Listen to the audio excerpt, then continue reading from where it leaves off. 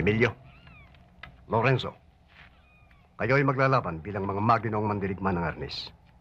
Ang init ng dugo, puot ng dibdib, ay hindi dapat manaig. Ang aking hatol ay pinalat dapat na masunod. Ang sino man susuko ay dapat lamang mabitawan ang hawak na arnis upang itigil ang labanan. Simula kayong maginoo, matatapos kayong higit na maginoo sa ngalan ng Arnis de Mano. Simula ng duelo.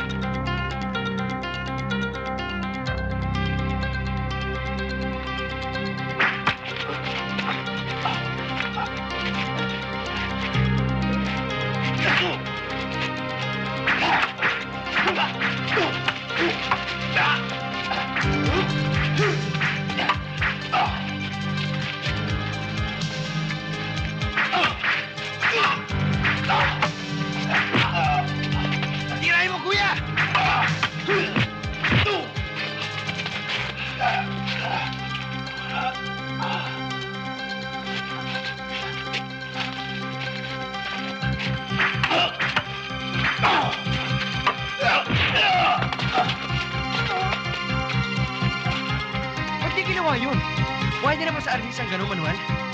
Pabayaan natin desisyon ni Maestro Sotero. Eh, hindi niya naman nakikita eh.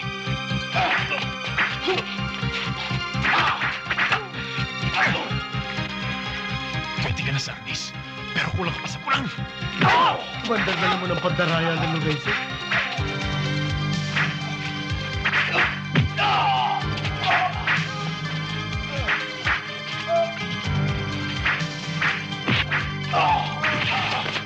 Manualito mong laban, dinadayan niyang kuya!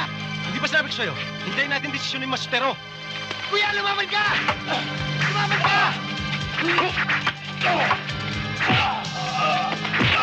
Manuel, ibawat na natin ang laban. Hawak pa niya ang Arnisan.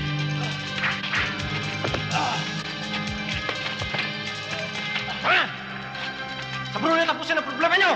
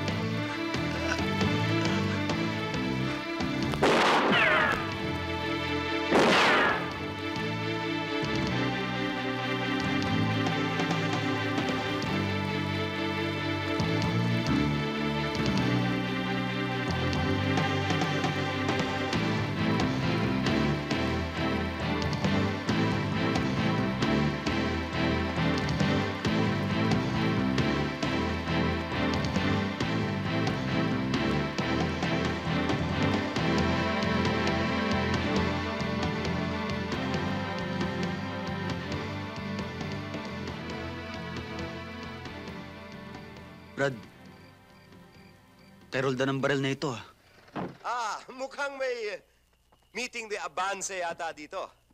Ipagpaumanhin nyo kung naabala ko kayo.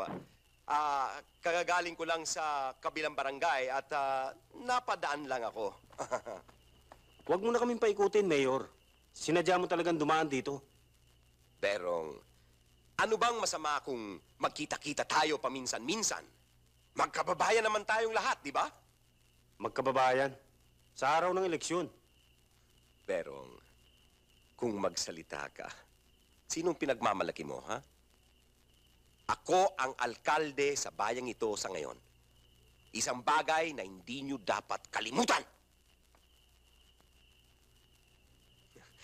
Romano, may kutob ako na maglalaban tayo sa darating na eleksyon.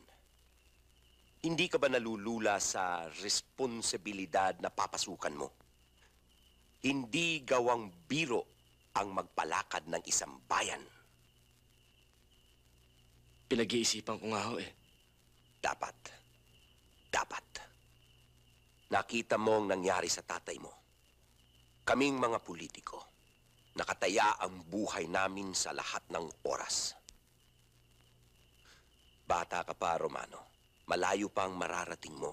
Huwag mong sayangin ang buhay mo.